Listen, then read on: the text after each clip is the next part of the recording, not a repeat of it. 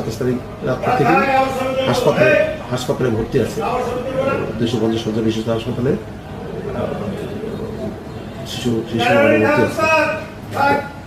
আমরা এই সংবাদের প্রেক্ষিতে সাথে সাথেই দাসকান্দি এলাকায় সোর্সিং করি, সাদা পোশাকে লোক লাগাই, কিন্তু ততক্ষণে তথ্য প্রযুক্তি জানতে পারি সে এই স্থান ত্যাগ করছে। তো বিষয়টাকে আমরা এখন থেমে থাকি না, তা সে কোথায় যেতে পারে সম্ভাব্য আবার তথ্য প্রযুক্তির মাধ্যমে জানতে পারি সে মানিকগঞ্জ এলাকায় আছে আর কি। তো গভীর রাত্রে অত্র এলাকা থেকে আমরা র্যাবকেও ইনফর্ম করছিলাম যে তারা আমাদের সাথে প্যারালালি কাজ করুক, তারাও কাজ করছে, কিন্তু আমরা তাদের কাজের অপেক্ষা না থেকে আমরা এখান থেকে সোর্সিং করে তার বাড়িঘর চিনে এরকম লোকদেরকে শনাক্ত করে তাদেরকে উঠাই নিয়ে মানিকগঞ্জে যাই। মানিকগঞ্জে ভোর সকাল পর্যন্ত অভিযান চালিয়ে যেহেতু এটা গুরুত্বপূর্ণ বিষয়, সেন্সিটিভ ইস্যু, শিশু ধর্ষণের মতো ঘটনা, আমরা সেখানে আমি আমার ইন্সপেক্টর তদন্ত ফোর্স এবং সদর থানার পুলিশের সহায়তায়